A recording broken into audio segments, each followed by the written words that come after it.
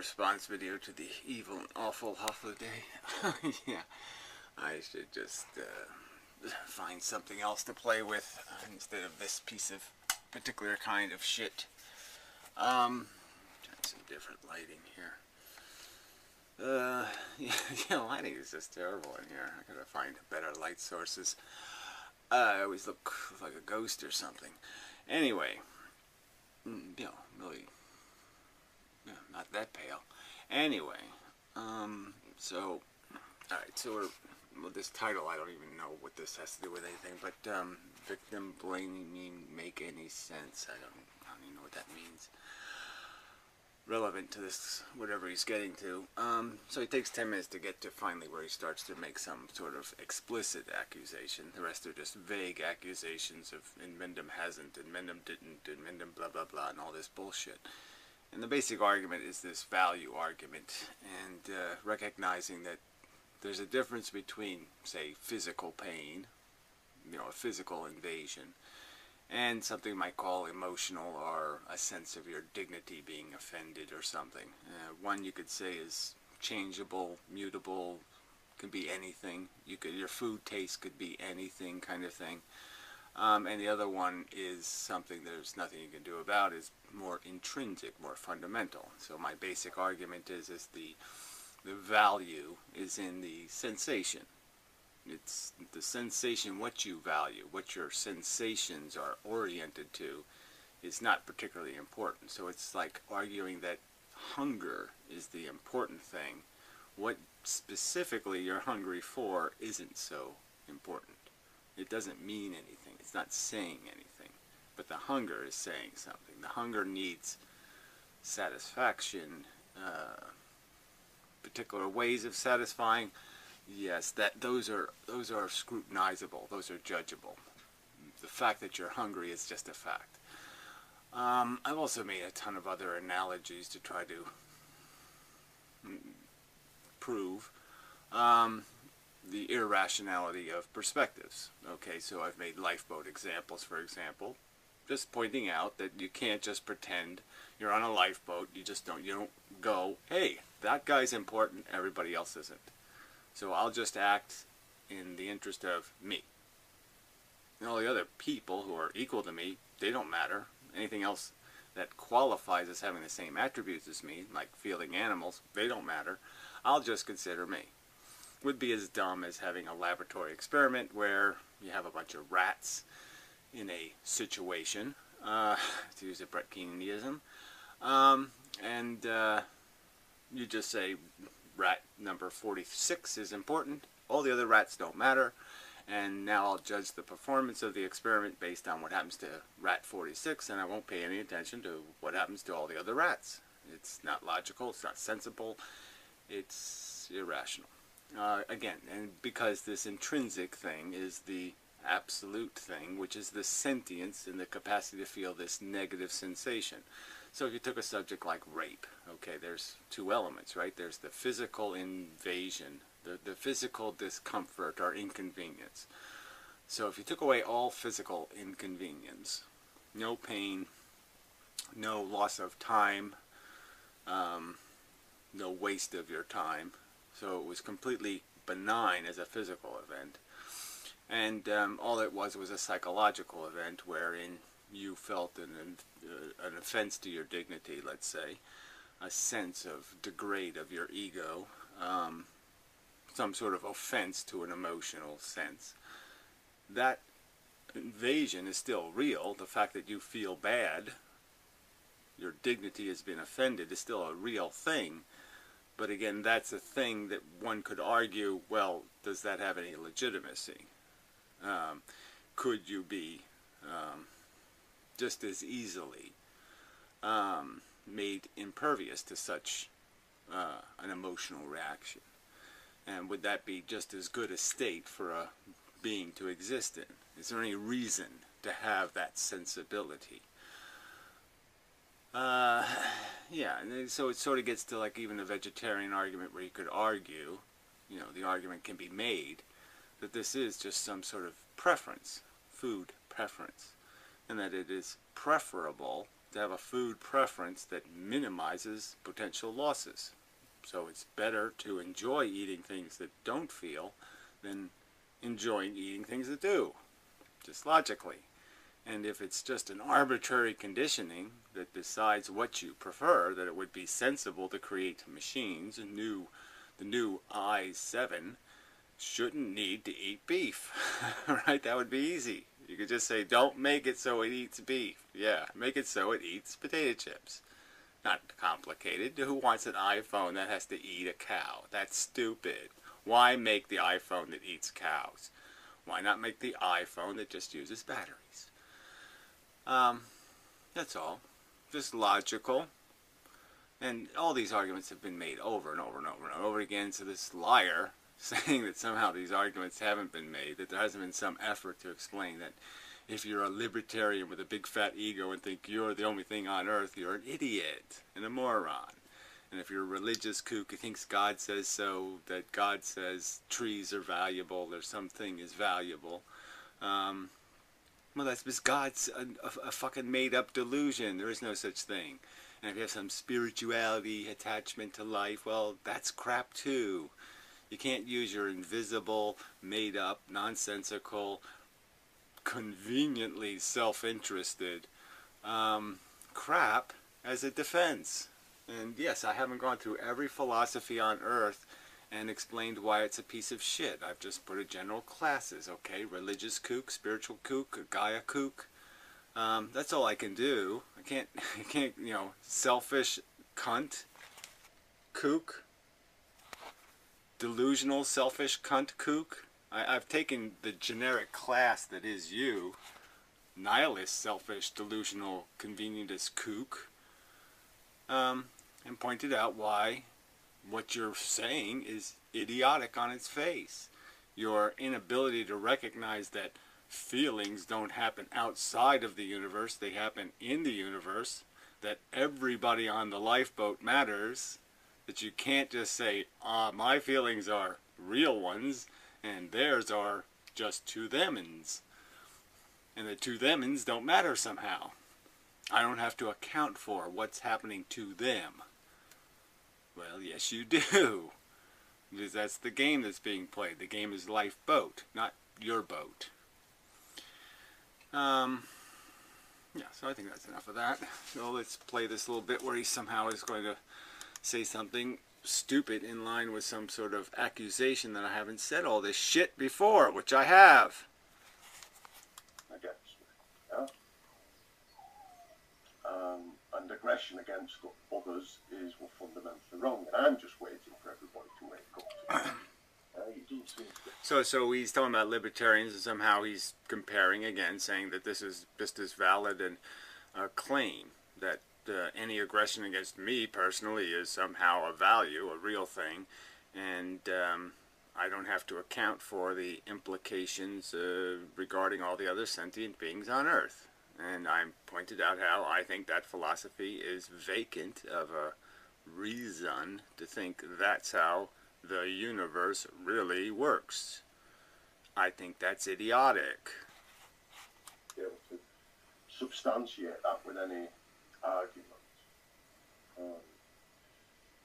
Kant states that he starts from a premise that and it's an intrinsic quality of humans' ability to reason that elevates us. Yeah, and I'm saying prove it, demonstrate it, show it to me somehow. Say it in some way that I can understand it, because what I'm saying is intrinsic is the fact to manifest a negative or positive feeling. And that's all that has any value. Again, if there's no negative impact of an action in that it causes no either physical or emotional harm to any sentient organism, I think it's very hard to argue that that's somehow a bad. And that as soon as I can explain how it harms something emotionally or physically, then I can explain how it's a harm. But again, there's ones that are consequential, ones that require first there to exist some fundamental value that is violated. And again, the fundamental value is the ability to feel, not necessarily what you feel. You have to defend your gluttony. You can't just say, I feel like mass murdering, I feel like eating a bunch of 7-year-olds, and say, because I need to, I'm allowed to. That's the irrational part. So I'm saying if you have some sort of emotional dependency that requires you to discount the implications of your actions on other feeling beings, well, that's on its face nonsensical. So it would have to be a harmless emotional dependency, not a potentially harmful emotional dependency. So if your emotional dependency is life is beautiful and wonderful and great, well, you have to do that life thing in the context where you don't impose any harm on something else. You're not making other beings to produce your oxygen and do all the other stuff that life requires. So yes, if you can isolate yourself in some place in the universe where you have no impact on anything else, well, then you can justify saying all of that crap matters. But you can't justify it in the context where you're going to impose potential harm on victims. Which is the irony of calling this victim blaming, when it's clearly Hotliday who's discounting the existence of victims. No, and says it's a quality of reason as also that's in reason that elevates us. Now I understand, beginning that Look, all our capacity to reason or our intelligence allows us to do is tell a more complex story. Okay, Red Riding Hood has a name called Red Riding Hood. She's just not an image in a brain. Like a dog would just see girl in red shit. You know, I mean, he wouldn't have words for it. Okay, he wouldn't have a, he wouldn't be able to tie them all together with a symbolic vocabulary. But it's just a story, asshole. You know, you want to embiggenate yourself and think you're doing more than just telling a story? No, you're just telling a story with your intelligence. That's why Kant is an asshole. Make an asshole. My deontological mandate doesn't seek to elevate humans or anything. It just states that there is a quality of reason, and if we as beings Right. I mean, but the quality of reason can't be anything isn't reasonable. Okay, so again, you're just missing the point. All right. The argument is I'm conceding the existence of hunger. I'm saying though, is there some way to mitigate this, satisfy this hunger? Okay, without creating victims, and that's the obligation. You're not allowed to satisfy your hunger at something else's expense. This isn't that complicated. choosing reason, in fact, if it was any being chose reason, they would find the same constraint from reason. Well, if that were true, then we wouldn't be having this conversation. That you're just basically saying that somehow there's reasonableness to reason. Well, apparently you're putting a whole class of philosophical perception in this category of reasonable that isn't reasonable, because it isn't coherent to reality, okay? God, spirituality, all kinds of ego senses of this is what I'm entitled to, or this is what I need to feel important, or to have my dignity respected. I need to wash my hair with the blood of fetuses. No, sorry. That doesn't count as a reasonable perception of reality. That's as far as that's my ethics in a nutshell. And it's pretty nutty. So okay, it should be in a nutshell because fuck you, that's nutty. I mean, you have to have some. Again, the argument is what qualifies as reasonable perception. You're sitting there just claiming that any perception is reasonable. No, because a human had it. Well, bullshit. It's not. It's not reasonable for you to stand up in the lifeboat and say, my feelings matter, your feelings don't matter, get the fuck out of my boat, even though I don't own the boat. Fuck you, it's idiotic. Anyway, maybe I'll play some more of this, see if there's something worth commenting to. But this is just stupid. Again, I've gone from ground zero and said, look, we're here on Earth, what do we observe? What possibly could have value? We know that piece of metal doesn't do anything intrinsically valuable. keyboard, the things, all the stuff in my world doesn't have any value until I get to the little thing that's doing the neurological thing where it's having a bad sensation, and then all of a sudden I know value exists. And that the mechanism is basically, yes, okay, positive sensations are generally speaking the reciprocal of eliminating a negative condition. You have to be vulnerable to the negative condition to have the positive condition. And so that's another one of these axioms, that that's generally how the system works. And if you isolate some sensation that a feeling organism can have and can explain to me how it's not dependent on the existence of some degraded state that's possible, necessary to its being a positive, well, then you might have something, but I don't think that exists. But even if it did exist, it's a minor part of the equation that disqualifies life. So whatever that's worth, it's certainly not worth the imposed torture that the rest of the facts indicate is taking place. The basically rape of something else's welfare for your gratification of some silly notion in your silly fucking goddamn irrational fucking goddamn brain. I have done this, asshole, and you're just lying to say I haven't done it, and fuck you. You're just rejecting the notion that there's intrinsic in the argument that it is not rational for a scientist to look at an experiment full of rats and just arbitrarily say, I pick rat 7, he is the experiment, all the other rats don't matter. That is irrational.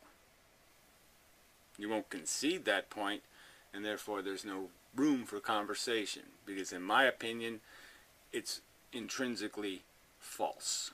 You cannot possibly take same things, treat them different, and say, I did something rational. Because they're not same things anymore, and you didn't explain why they're not same anymore. You've now made them different, and yet you haven't explained why they're different. Merely because you pointed your finger. Well, guess what? That doesn't declare truth. Your fucking finger isn't full of truth value. It doesn't get to decide what the truth is. You have to make something called a reasonable, logical argument. You have to somehow explain why same things became different things. Besides, my finger pointed and said so. That is not an explanation, asshole. I may be back. Or maybe not. Alright, back already. Should have just played it. But anyway, I didn't. So, now he's arguing. So we're back to this credibility of what is a real philosophy and the difference between what we sense, what our sense of something is psychologically, and what the actual thing is. So I guess I could use the example of ponds. Okay, there's one pond that's all covered with green stuff and looks all lumpy and sessy and cruddy, and then there's another pond, it's crystal clear water, and you could say, ooh, that one's more toxic. But that's an impression. It's not a fully, there's no toxology, there's no chemical analysis, there's no truth value to that judge the book by the cover kind of judgment. And so he's basically saying, what's the difference between my claim that suffering is intrinsically bad and the claim of some religious person who says God is intrinsically good? Not only does God exist, but he's good. And I would argue there's a fundamental difference in the sense that one of the statements is one that comes out of thoughtful analysis, and one of the statements comes out of not very thoughtful analysis. And again, I can't, if somebody actually sees God, okay, God actually talks to them, all I can tell them is well, just be sure, you know that you're hearing something outside of your brain, not something inside of your brain. But I can't help you. You have evidence, then you have evidence. I can't refute your personal experience. But if your personal experience is, I sense that it's okay to eat cows, Well, I could argue that you sense based on what? Again, did you do any analysis of this sense? What's it made out of? Just you want it to be true? Well, that's not good enough. You want it because I own the pond that's got crystal clear water, so I'm going to pretend there's no dioxin in it. I'm going to pretend it is superior because I own it. I have a self-interest. We know what breaks the acquisition of evidence.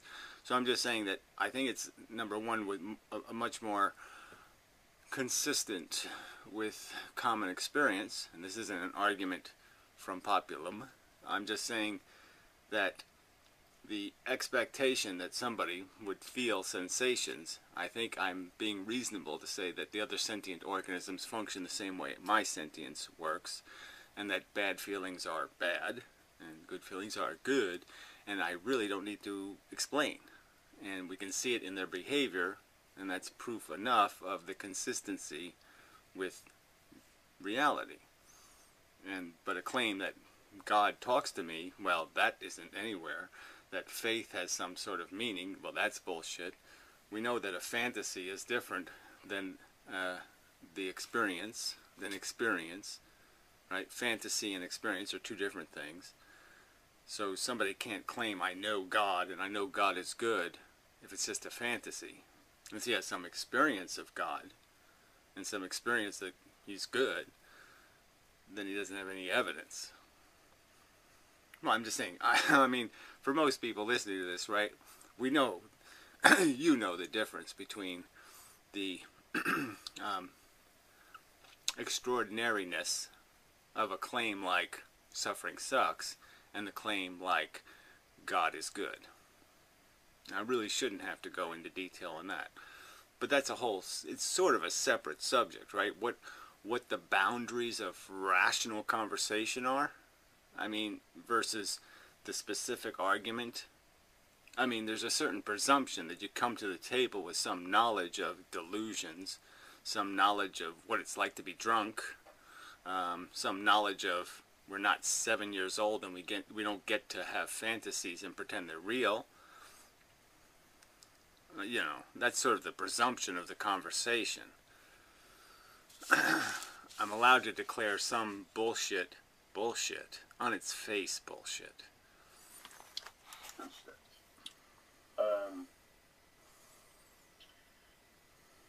I know there are ghosts because I saw it. Right. Again, I'm not arguing with people who saw ghosts, okay? So if you're going to tell me that you saw that there's no meaning to a cow's suffering, you have actual experience. You were a cow. You know that it doesn't mean anything. And so cows like to be tormented. They like to be probed and fucked with and have all kinds of things happen to them. They enjoy it. Well, then you can make that argument, right? I can't stop you then. But you're saying, I was a cow. I know what it's like. It's not a bad thing. No harm, no foul. Cows want to be penned up. They want to be abused, and then they want to be slaughtered. Okay. But I don't think you have that evidence. Idiot. I don't think you have any evidence to justify you sitting on the lifeboat saying, hey, this is all about me. I just don't think you personally experienced that in any way. Did you live the other people's lives and feel their consciousness and say, oh, this person's consciousness doesn't mean anything. Their torment and torture means nothing. I can waste it all I want. I don't think you have any evidence to justify your arrogance. Nobody else saw it, but I know it's ghost because I saw it. I experienced the presence of a ghost. Again, I can't argue with such a person, okay? I would argue that traditionally throughout history, we know that 99.9% of those people are liars. Okay, all you have to do is interrogate them a little bit, and you find out, oh yeah, well, I need to feel important, or I wanted to sell some shit, and I need the popularity, and I need to do something bold, I need to get my name in the newspaper, all kinds of crap, but it has nothing to do with the truth. They didn't really see that. Okay, they wanted to see something and they made themselves believe they saw it, right? This is purely a psychological phenomenon, all right? But I don't think you're going to find any rational evidence, any scientific evidence that there's any such phenomenon as I'm pretending I have sensations, and I'm pretending that they're bad sensations and good sensations, and I'm pretending to impose that truth on the world. I don't think you're going to find that described as any kind of psychiatric disorder where ghost seeing is going to be all over the psychological literature. One phenomenon, one testimony is fundamentally respectable, one is fundamentally not respectable, and now we're back to extraordinary claims require extraordinary evidence. I don't think it's an extraordinary claim to say, look, an axiom of our existence is suffering happens, torture happens, and that this bad stuff can't happen in what we could describe as an excessive amount, or then the game is failed. Just a fact. If the firemen start more fires than they put out, firemen bad. Okay? Same with aliens. I saw an alien. I know there are aliens because I saw there were aliens. All right. So again, this is just people understand, right? He wants me to explain the difference between what I'm arguing from the perspective of a generic sentient being. I'm claiming sensations happen, they happen in the universe, and mine have no more meaning than any other sentient organism's sensations, and that in calculating the productivity of my life, I must account for the other things I step on, or I hurt, or I harm, or I in some way degrade. If I get in my car and I just run over 30 people going to the grocery store, I have to account for the damage I've done. This is not an extraordinary claim. This is a intrinsically and fundamentally rational description of reality. Now, if you're going to claim that's not how reality works, that it is in fact a solipsistic universe where all of us can consider ourselves the only meaningful thing existing, and that somehow is now the sensible perception, I'm saying that not only me, but many other people would argue that's ludicrous nonsense that has no correlation to anything we can discern to be reality. You might as well just claim the earth is flat. You might as well just claim the universe is made out of cotton candy. It is idiotic on its face. Okay. I have to go to work and I don't want to. I'll play a little more. I experienced aliens. I was abducted by aliens. Blah, blah, blah. Blah, blah, blah. Well, whatever. Like I've said before, I'm not disputing anybody who has personal evidence. I'm really not. Somebody's going to make a claim and they said they personally experienced, all I can say is, okay, well, you got to do what you got to do, I got to do what I got to do. You say you personally experienced what it's like to be a pig in a pig farm, being abused and tortured and all that stuff, and it was fun. Okay, fine. What can I say? All right, that's what you say. I don't think that happened. I don't think your perception is accurate. I don't think your claims are accurate. I'm going to do what I'm going to do, and yeah, if it comes to civil war over it, okay, whatever it comes to, okay? But we fundamentally disagree, and I'm unconvinced by your story of your personal experience. I don't think it happened. That's all I can say to you. I think you're deluded and crazy, but what the fuck? I can't prove it beyond saying it. I can only make a rational proof. I can only show you the books saying people who think they're pigs are deluded lunatics most of the time. Okay. Back. Yeah. Tree physics. Big giant branch. Tree-sized branch stuck in a tree. 50 feet up. Yeah. Hanging over the neighbor's roof. Not good. Anyway, so yeah, my physics will be tested. Gravity and such. Stage 1 completed. Yeah. I don't have the guts to do stage 2 yet, which is knock it down. I'm just not sure if I've got it. But anyway, half the day went on about, so this rest of the video was just other stuff, politics, whatnot. But anyway, so his last claim was this falsibility thing, unfalsifiable. I don't even know where this came from. I don't know what this whole concept I find a little bit irritating. You know, they use it a lot with the God claims that they're somehow unfalsifiable, and of course they're falsifiable.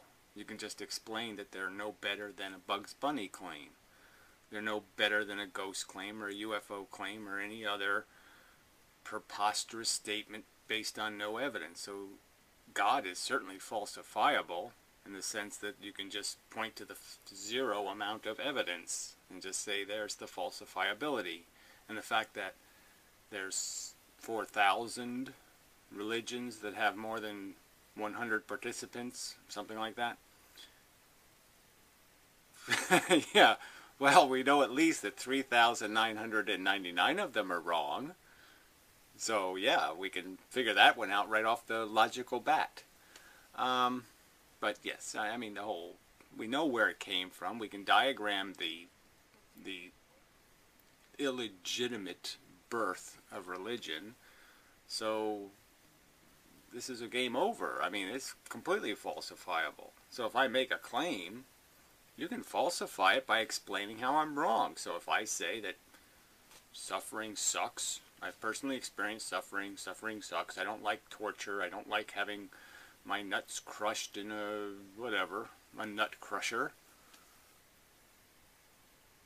You know, you can claim, oh, well, Gary, you're deluded. You just don't get it. Torture's fun. Oh, well, where's the evidence that torture's fun? That claim is falsifiable. That counter-claim.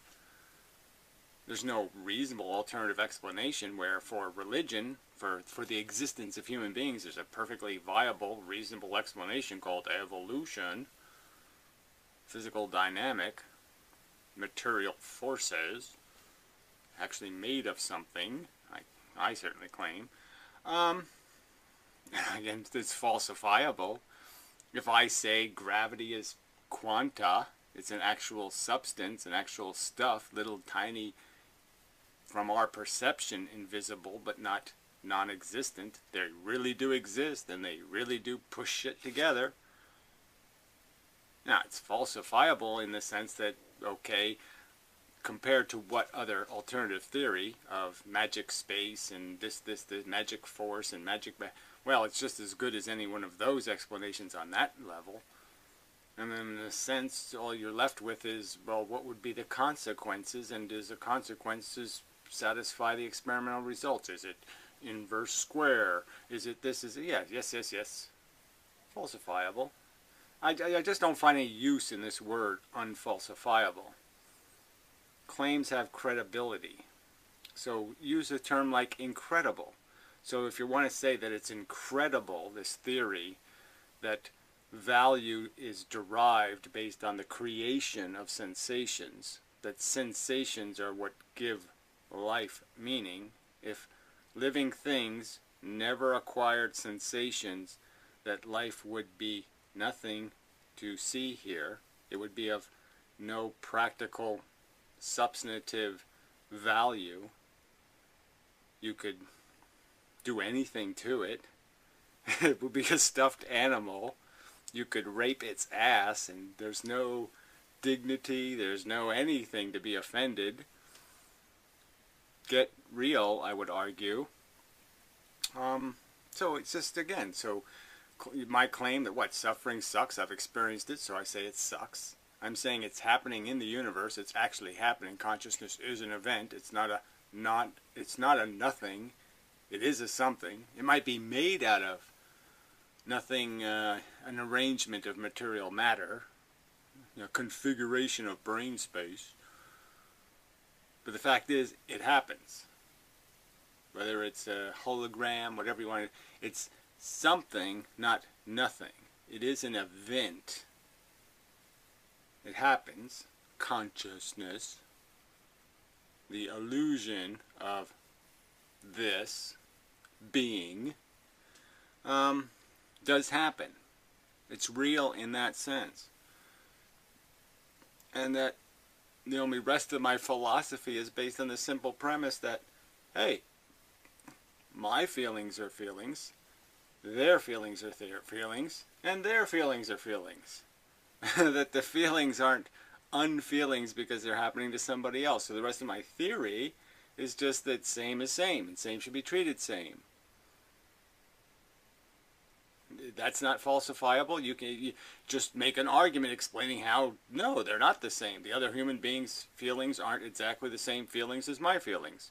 Or that the animal feelings aren't really feelings. They're some kind of less than feeling. Suffering doesn't matter when that brain, that other mammal brain, manifests the arrangement of pain, torment, that somehow it's not pain and torment. Well, go ahead, explain. What's your alternative explanation, okay? That's making it non-real, making it, it's happening to them. That's your argument. So, how does them or me make any difference to reality? It actually happening. How is them mean it doesn't happen? It didn't happen. It won't happen. Them doesn't change that. Me doesn't change that. Happening happens. To them's to me. Reality happens. To me, to them. No different.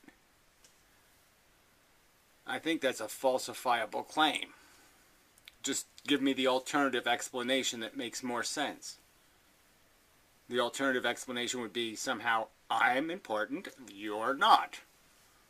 Explain to me how that's reasonable. It's reasonable for me to believe I'm important and you're not. My feelings are real feelings in the universe and your feelings are just stuff I made up. Or just stuff made up by the universe, but it's just made up. It's not real. It's not important. Doesn't matter. I can torture you forever and ever and ever and ever. Doesn't matter. Ha ha ha ha ha. Make that reasonable. I think I'm falsifying your claim. If you're claiming that to be the truth, I think I'm falsifying it by saying that's as silly as me just making up anything. You just made that up. There's no evidence that there's any difference. Nothing in evolution, nothing in any science we know, nothing in any physical experiment, nothing in any personal experiment. Where do I find evidence that my feelings matter and your feelings don't? Where do I find evidence of that? Okay, I think I made my point. Realness is not negotiable. We're describing reality. Descriptions are either coherent to the evidence or incoherent to the evidence. I'm saying it's incoherent to the evidence to claim your feelings are somehow better, different, me-ish. They have all kinds of me-ishness that makes them more important than them-ishness. No, I can't see that. Alright, anyway. Yeah, enough for the video. I believe. That was something I wanted to comment on. Let's see, some sort of Inmendum thing. Oh, I did watch some of that Drunken Peasants. I don't know why. I mean, you know, I don't understand people. I don't understand anything. I mean, I don't know how people find it entertaining. I just don't get it. I mean, it's just not. It's not informative or entertaining. So it loses on both accounts. Nothing to see here, from my perspective. But maybe I didn't give it a fair. I only watched 5 minutes of this, whatever, bragging on Brett Keane. I mean, that is so 1936. I mean, really. I mean, two crooks arguing about whether they're crooks, right? TJ, like, you know, he's trying to come off like, well, I'm not responsible for my father's crimes. But then, you know, you try to get him on his own crimes. He pretends I've explained them all. You can't explain them all. I mean, you know, this is a guy who admitted that he went to a charity event for the flood victims for Katrina as a PR move. I mean, because there's money in it. Because there's personal advantage to be taken advantage of. I mean, purely admitted that. I mean, he can't call himself some honorable, decent... I'm just trying to be a decent, fair, honorable guy. No, you're not. And Brett Keane isn't either. So here it is, liar, bullshitter, shyster, pointing shyster finger at each other. And, I mean, it's just so ironic. Because neither one of them can talk from any kind of credibility. But why even bring it up? We've already been down this road. Look, all the people who were fucked by TJ were fucked by TJ in a completely almost honest manner. I mean, he had already run, you know, failed schemes before Unproductive came along. And then when he did the second modification of it, well, no, Unproductive, instead of being a, you know, free speech vids, right, or whatever the hell it's supposed to be called, you know, and the joke was then he turned it into, well, I'll go find talent and then sign them up and I'll take a cut. Everybody knew what he was running, a racket to make himself money. He wasn't doing anything for us. He wasn't doing anything for the people in any kind of sincere way. He was just saying, how can I glean advantage? And everybody already knew this. He made videos basically saying, you're all ants to me. I mean, he made videos saying, you know, lying in his bed, being profound and honest and saying, you're all fucking bugs. I mean, I just step on you and enjoy hearing the little crunchy sounds. That's all you mean to me. You're all just things to be used. You're tools for me to rub my dick on. I mean, you're not things. You're not something I give a shit about. I mean, you already made that clear. So there's no theft. Because who he was already known. You had already overtly said it as pretty clearly. So you can't even call him a crook in that sense, because anybody who gave him money was just basically saying, you know, if they thought they were actually going to get what they were paying for, was already saying, I'm an idiot, I'm a lunatic. I mean, they probably should get the mailing list and have all those people safely put in a home where they can't, you know, do any more harm to themselves, if they actually believed TJ was going to save us. He was going to come with the rescue boat and save us from the evil YouTube. No, he wasn't.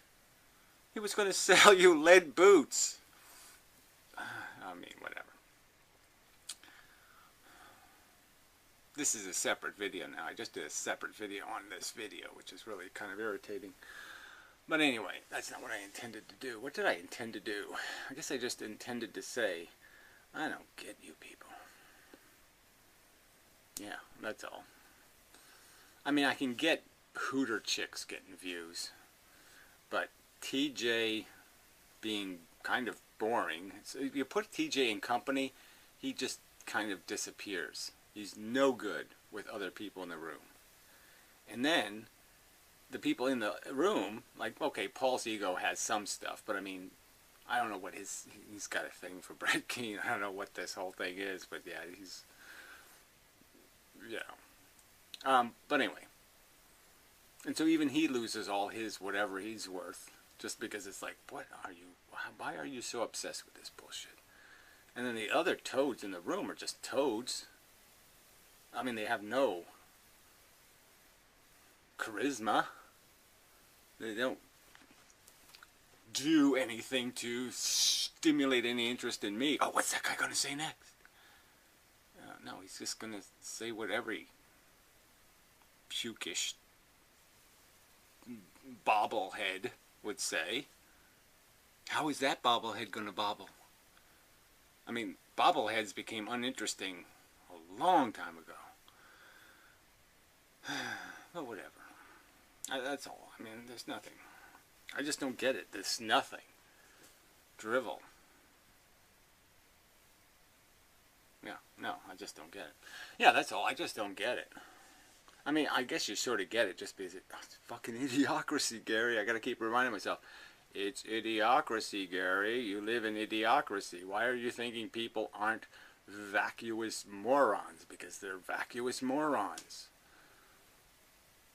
You know, even in this feminism debate, it's kind of funny. Just because, you know, the Modern Mystic has this economic site, and he posted the, you know, the map of America, and if women didn't vote, right? So if you just went by the votes of white males, right, the Republicans would have 578 electoral votes, and the Democrats would have 33, something like that in the election.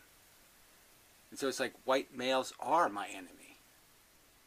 I mean, they want to give all the money to the rich and to the religious kooks. They want to protect all kinds of religious nonsense and ban abortions and do all this lunatic stuff. That's what white males are for. They're for protecting fetuses and the filthiest of the rich. That's their politics. So yeah, why wouldn't I think white males are scary motherfuckers? And I'm not even a woman. And the irony is like, yeah, women are supposed to be really dumb. And I kind of have the impression that women are kind of dumb. I mean, I have to admit, I do have a personal perception that, man, a lot of women are dumb motherfuckers. But somehow, they're smart enough not to vote for Republicans. So, you gotta wonder. I do. Yeah. So for that alone, for that fact alone, that fucking white males would have Newt Gingrich and Ron Paul on Mount Rushmore, for that fact alone, yeah, count me out. Okay, I don't want to be a white male anymore. Anything but. Because that group looks stupid as fuck. The stupidest group in the universe. Yeah. Pretty much. Really, they would have elected that lunatic from Alaska, whatever her name is, Silly Sally. That's what white men would have voted for. Ironically. Give me a dumb bitch who believes in Satan. Who believes that people are possessed by Satan. Make her president of the United States. Because I can make $10 on the deal. So I guess that's why people watch The Drunken Peasants. Because that's what a white man is. A fat, farting, stupid lump of stupidity. Bravo, white man.